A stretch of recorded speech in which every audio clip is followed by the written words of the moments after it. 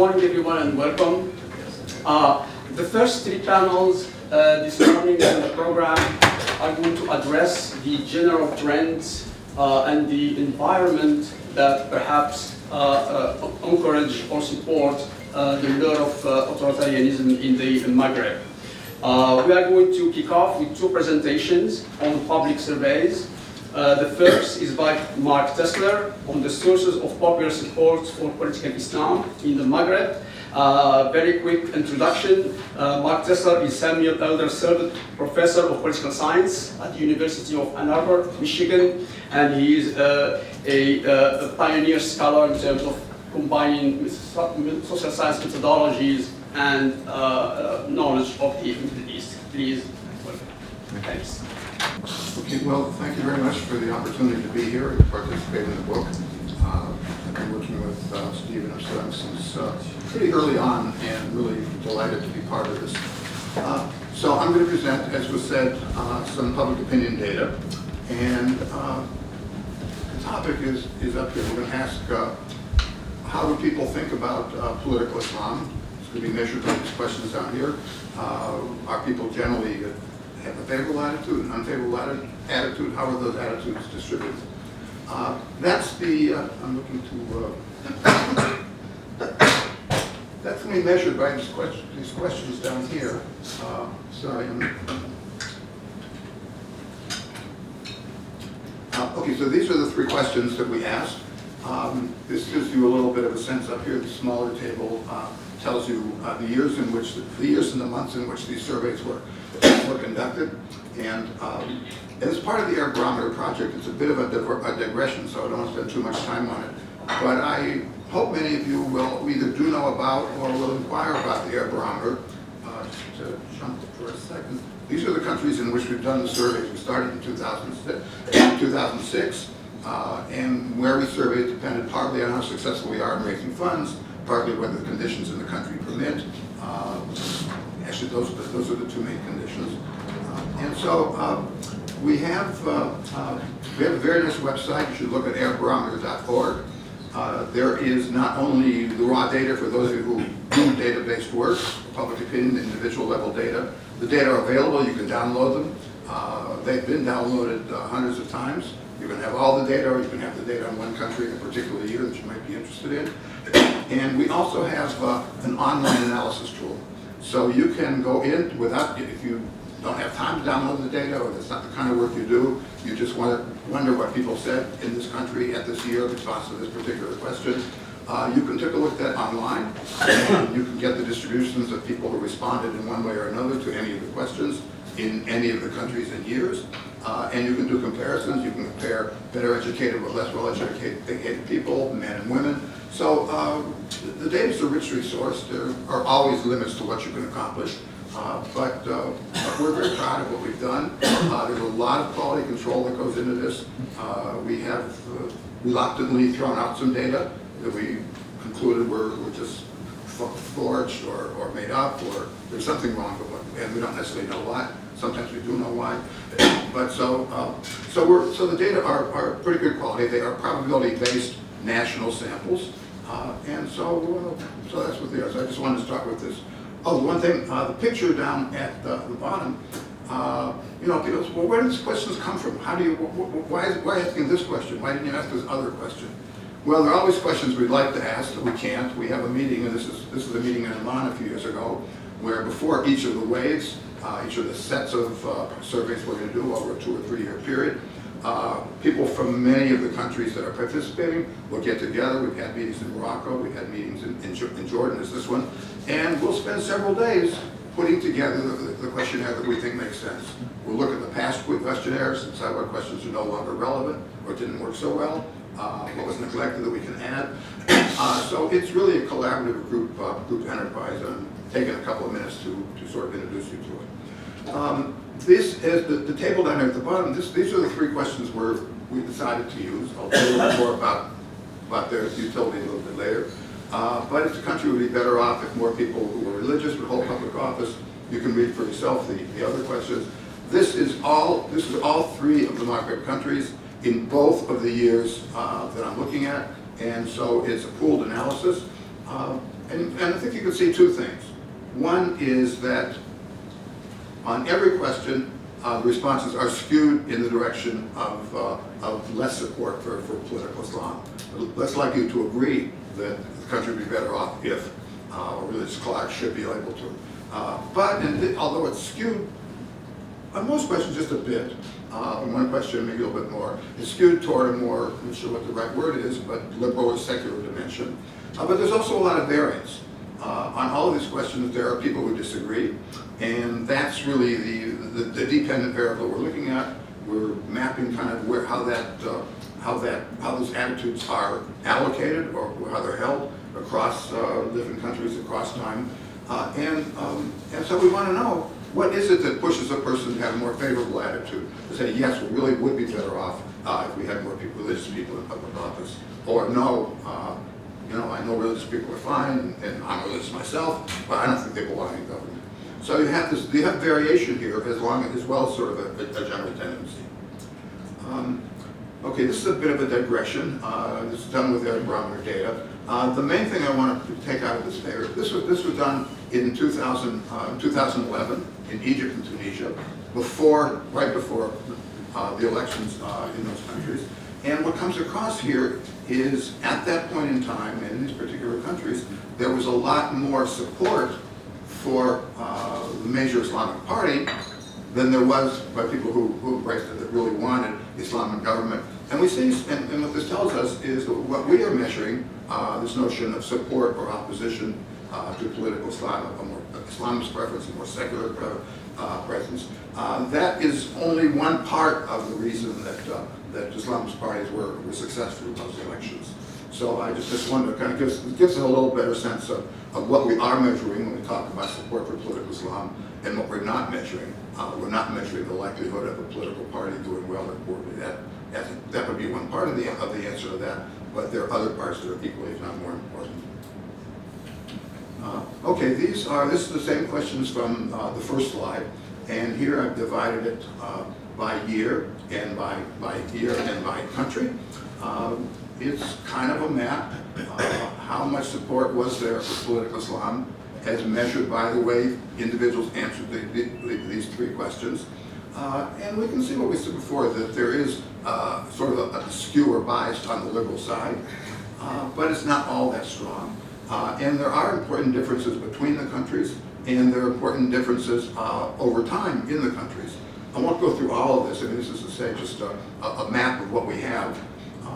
But if you look at the first column, it's Tunisia 2004, you can see it's pretty clear. You're going to find this throughout. Tunisia comes across as much less happy to have Islam play an important political role. Only 24% agree in 2016. If you go down and look at Algeria, that's 43%. If you go down further and look at Morocco, that's 44%. So we can compare, just without trying to test the hypothesis that I'm coming to in a minute, we can get a good sense of what is the distribution of attitudes in every country over time, in every country in comparison with the other countries, the other number of countries. So I formulated some hypotheses. This is a very standard social science way. And what I'm really interested in here is trying to answer the question, what drives, let me just think of the previous table for a second, what drives these attitudes? Who are these 24% who think, yes, we need more religious officials in public office? Who are the, pick any number you want, what pushes or drives a person to be in that way? Is it they think of the government and whether they really think change is necessary, or they think, no, not perfect, but all in all, we're doing okay? Is it economics? It's the country is doing well economically, or I myself am doing well economically. Well, so we're really looking at two things. There are certainly other things, religion, personal religiosity, for example, which is in the model for virtual constant. But we're looking at two things here. You can read the questions for yourself, or the hypothesis for yourself, but they take the two concepts that are that I'm focusing on as my independent variables, my potentially explanatory variables, if the data support this. And it says if you like the government, you'd be more likely to support political Islam. If you don't like the government, you'd be more likely. So we're tracing each of those. And what we have here is one to focus on political, which is going to contrast with economic a little further down, and a focus on the system or the country, what's called sociotropic. So this is not necessarily about whether I feel personally engaged, or whether the government did a good job for me, or people like me have this or that problem. It's sociotropic. It's a judgment about the political system. On economics, we're looking at individual levels. Do you think, if you think you're doing well, does that predispose you to be more supportive or less supportive of political Islam? So those are, differences with respect to direction, more positive, or more satisfied, or less satisfied, lower levels or higher levels. So we're going to take a look at that. The next slide I'm going to kind of almost jump over, but I think it's important that I put this in here for us to think about. Where did these hypotheses come from? I mean, I already said where the questions about political Islam came from. They came from our meeting in Amman, or we had one recently in Washington for the wave we're doing now. But these came from our thinking about and making our best guesses about what's actually going on. Of course, I'd be interested in what the literature is, or some of the debates about politicians. We can shed some light on that. But ultimately, when we formulate a hypothesis, we're responding to an assessment that we've made about what is going on. Why might it be the case that people who are less supportive or have less satisfied with the performance of their government, why might it be the case that that would lead them to be less supportive or more supportive of political Islam? So we have some tentative answers here. That's an important part of the paper, so you can read more about in the book. We can come back and talk about this at the end if there's time in Q&A. But the point I want to make is that all this stuff comes from somewhere. And one important source of this, what we're really trying to do, we have an idea about, what difference does the support for political Islam make? Does it have an impact on how people think about government or not? Well, let's think about that. How would that work? What do we think? So we're making explicit the logic or the rationale or the causal story that underlies our hypothesis. Okay, I'm going to equip with this slide. What we did for these three concepts, one is, this is regime evaluation, political satisfaction or not, are one of our two major independent variables. But for all of them, we took a battery of questions, in this case 3 questions as it turns out, and we've asked, can we assume that the question about having more religious people in government and the question about thinking religion should be privatized, are they really measuring the same thing? Should we treat them separately and test our hypothesis for each one by one? Or can't we be more parsimonious? We can combine them into an index and put them together and say, collect together, they measure political Islam. That's the name we're giving to it. We could even argue about what's the right name, but empirically, it's these 3 questions taken together.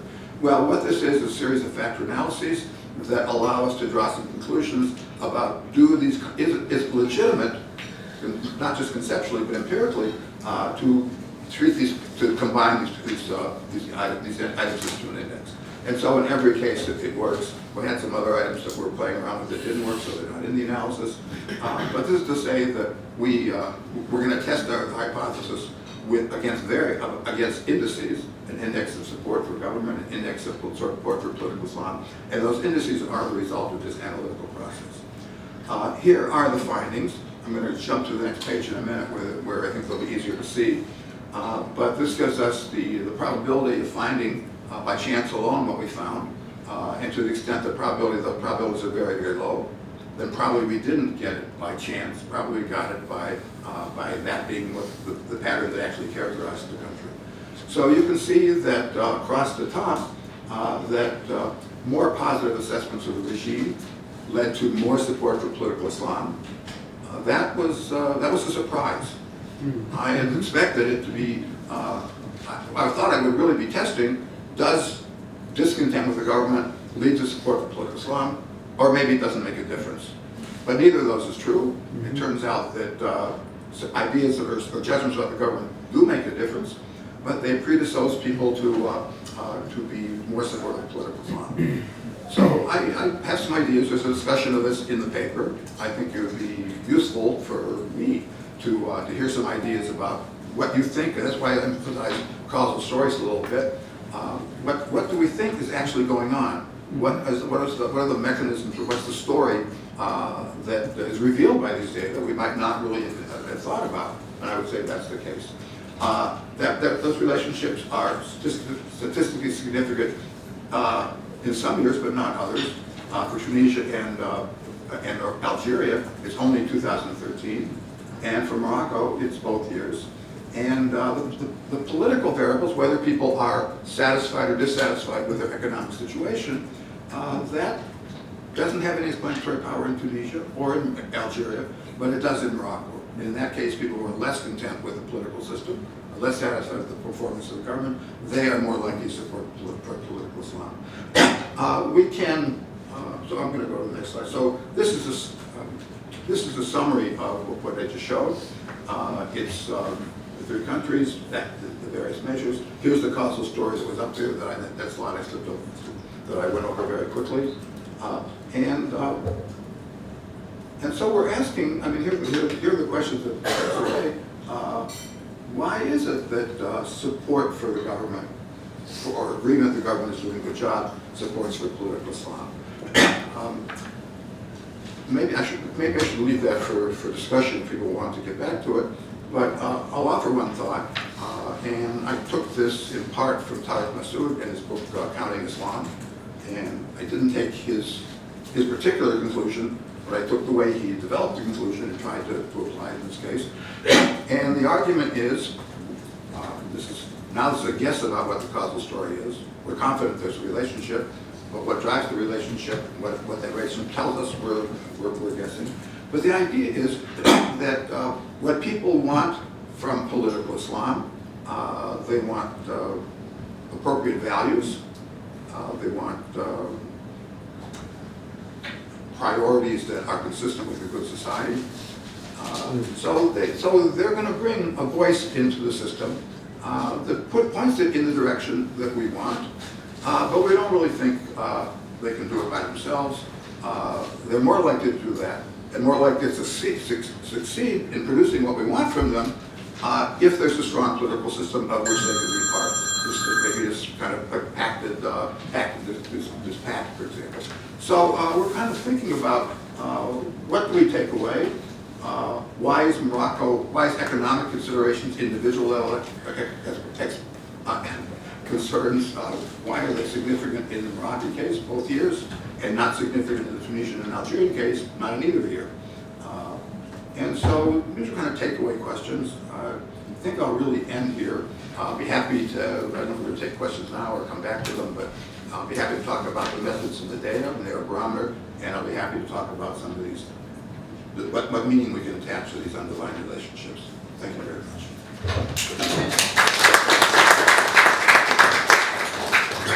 Okay, thank you, Mark. Our next speaker is Lindsay Benstead, and she will present a research on the role of women in the protests in the Maghreb. Lindsay Benstead is an assistant professor in the School of Government at Portland State University. She's also a leading scholar of survey methodology and study of politics in North Africa. Thank you so much for the invitation. It's really wonderful to be here, especially among so many friends. Why are women underrepresented in leadership? Let's just stop and think about that for a moment. Fewer than 5% of top political, military, and business positions in the US are held by women. In this graph, we have the proportion of unicameral parliaments, or lower houses of parliament, worldwide. This is the percentage of seats that are held by women. And you can see some regional variation. In the Nordic countries, the proportion of women in the lower house of parliament is getting close to about 50%, slightly less. The other regions are lower. Something to note is that here we have the proportion of women in legislatures in the Arab states. As you can see, 20 years ago, it was by far the lowest in the world at fewer than 5% of parliamentary seats held by women. And yet, because of the diffusion of parliamentary gender quotas in the Arab world in particular, you can see that the proportion has climbed and now surpasses Asia and is close to 15%. It's actually a little closer to 19% today in the Arab states. However, the proportion of women in parliament is really what we should think of as the high watermark for women's leadership in politics. It's that sort of symbolic place where states can show that they care and they're doing something about gender equality in politics. When we look at women's leadership in the executive branch, here I did a Google search and looked for some different cabinets worldwide. You can see that whether it's India or Russia, Zimbabwe or Kuwait, there are very few women in cabinets of these nations. And when we look at the star in the Arab world in this area, or one of the stars, Tunisia, this is one of the first cabinets that was formed in 2012 after the first elections. And there was a high proportion of women who were named to the Tunisian cabinet. But a year later, when there was a serious terrorist attack and there was a meeting of the cabinet around an issue, security and terrorism, for which women are not often stereotyped as having the types of competencies and leadership abilities for this area, you can see that actually there are very few women at the table. So we have this sort of relatively positive story in terms of women increasingly in parliament. But we still have this really massive gender gap in terms of high political leadership in the Arab world, and in fact, worldwide. In this talk, I want to argue that whether we're looking at the United States, where some of these theories were developed, or whether it's the Arab world or the North African cases, the theories that are useful for explaining and understanding why there are few women at the table really are consistent across societies. So while it may be tempting to look to arguments about Islam, let's say, or religion, those are really not the theories that are going to help us understand and, more importantly, address these critical gender inequalities. I also want to pause for a moment on this question of why this matters. Does it really matter who is at the table? Does it really matter that our political institutions are diverse in terms of ethnicity, race, gender? Is this important? Scholars of women in politics point to basically two broad theories of representation that can give us some examples as to why this is important. These are substantive representation and symbolic representation. Substantive representation has to do with the sorts of things that political leaders do in office along the lines of voting for laws, forming laws that may address issues that are important to women. They may provide services through personal networks. This is important in the authoritarian countries and democratizing countries we're interested in. They also have an impact symbolically. We know that when people see leaders who are ascriptively similar to them, whether in terms of their gender or their ethnicity, they might participate more in politics, they might enter other careers, and critically, their social attitudes might change. And I'm working on a book right now on women in politics in the Arab world that gets into great detail into some of these issues. But I think it's rather striking. Nancy Burns wrote a book a couple of decades ago where she talks about the gender gap in voting in the United States, which used to be a bit small. It's small and it's gone now. But these are gender gaps in voting in the first elections in North Africa after the Arab Spring. This is a survey that I conducted with Ellen Lust, with whom I've collaborated on the survey experiment that I'll present in a moment. And we can see when we asked citizens, did you vote in the election that was held after the Arab Spring? You can see that there's a 19% gender gap in Egypt. So 77% of men said they'd voted, and 58% of women said that they'd voted.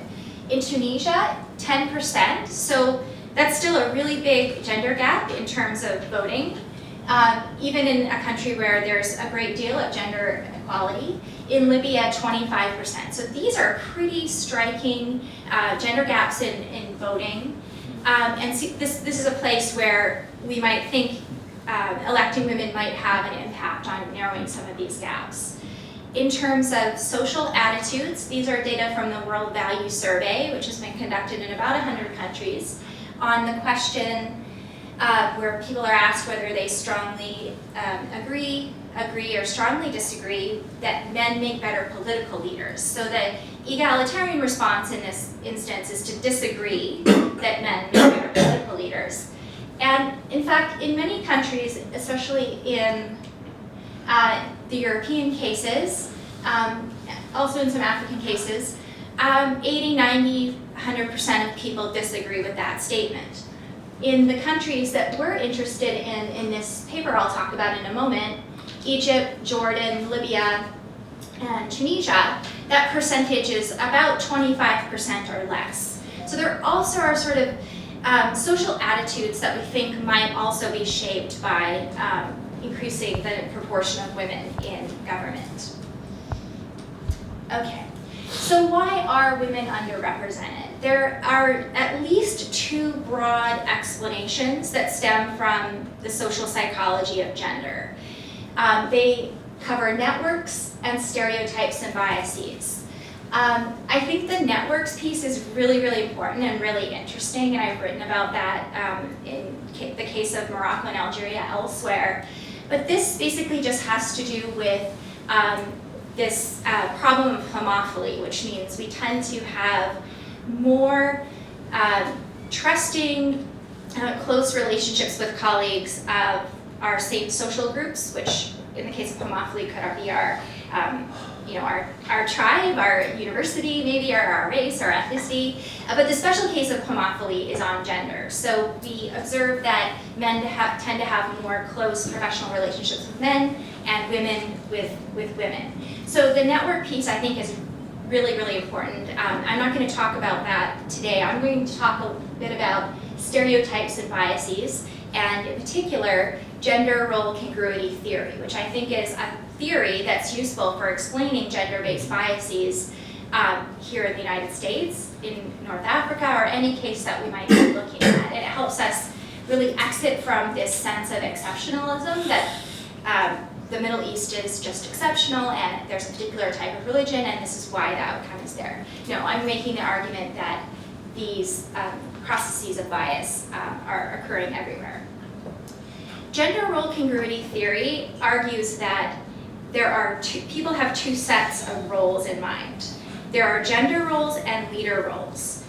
Gender role stereotypes are the psychological traits like niceness or objectivity that we stereotype people as having based on their gender. So we tend to, as human beings, stereotype people a lot, and we do stereotype people to have certain skills based on their gender. We also have leader roles in mind, which are those beliefs we have about what makes a good leader. And leader roles tend to be based on leaders of the past. So to the extent that we believe that men and women have different psychological characteristics and traits, and we're looking for people who are like the leaders of the past, who are mostly men, then if those two things don't overlap, there will tend to be bias. So to reduce bias, we can either stereotype people less, or we can actually have a more expansive view of what types of traits could characterize a good leader. You may have seen this paper. This was a paper that I wrote with Ellen Lust and Amani Jamal. It was a survey experiment that we conducted in Tunisia just after the revolution. And here we wanted to test what would be the impact of the candidate's gender at the intersection of religiosity, because we knew that not only were women underrepresented in the politics of Tunisia, but so were people who were overtly religious. So at random, we gave half of the sample a treatment to hear about a candidate who was a secular appearing male and then a secular appearing female. The other half of the people got the religious male and the religious female. And we looked at the impact of this intersection of traits on the electability. How likely would you be to vote on a scale of 1 to 4 for this candidate? And you can imagine that the most popular candidate was the secular male, the one who looked most like the leaders of the past in Tunisia. But the minority candidates from power in this case, the religious male, the secular female, and the religious female, we would argue, because they look different from leaders of the past, they then sort of activated this process of stereotyping whereby people ask themselves, does that person represent me? Is this really the person I want to vote for? And we found that the secular male was able to grab support equally from all kinds of people, male, female, religious, secular. But these minority candidates were activating this stereotype and less electable because they were drawing their support from particular segments of society. So Ellen Lust and I redid this experiment in 4 countries, and we simply wanted to test this by looking at whether the electability of women would depend on whether they came to the election with a stereotypically male background, like being a business leader, or as a stereotypically female competency as a civil society leader. So in other words, would it be better if I, as a female candidate, tried to make the case that I'm a great business person and you should vote for me, I would make a good business leader, or would it be better if I came to the table as a teacher or a nurse and asked you to vote for me for political leadership from something that you might stereotype me as being good at?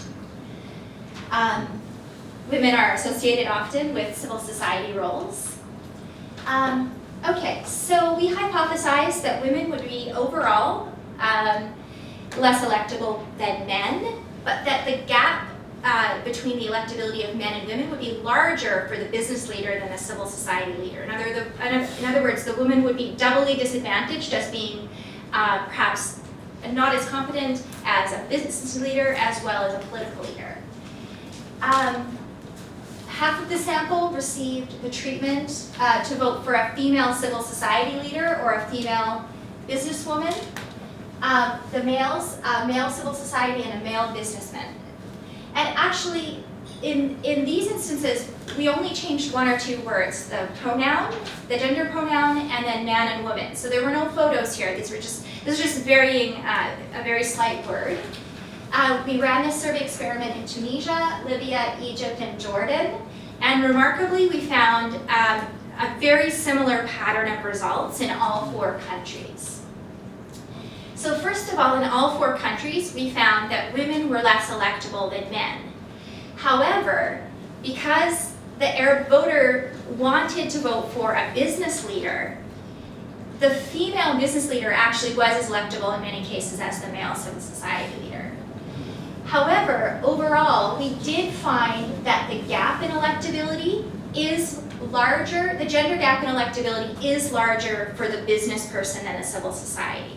So we found in all 4 countries, Tunisia, Egypt, Libya, and Jordan, that in fact there was evidence that women were less electable than men, and that the gender gap was larger when they presented from a stereotypically male professional field than a stereotypically female professional field like civil society.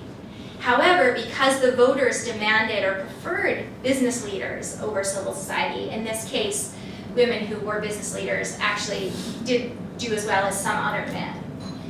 Okay, so in conclusion, the gender gap in electability is smaller when female candidates take on roles seen as consistent with their stereotypically female traits, such as being a teacher or a nurse. But there may be other contextual factors like the preferences of the voters for certain kinds of candidates. All right, so let us consider what we learned from these sets of experiments. I think the most important thing that we can take away from this is to recognize that we all have cognitive biases. I was counting the number of times when I was walking from the metro over here, how many times I was stereotyping people when I needed to ask for directions, and deciding how helpful people would be and how much they would know about Georgetown University. And so we have these cognitive biases, so let's think about ways that we can kind of circumvent those when we're making decisions in institutions, and also considering quotas to address these inequalities. Thank you.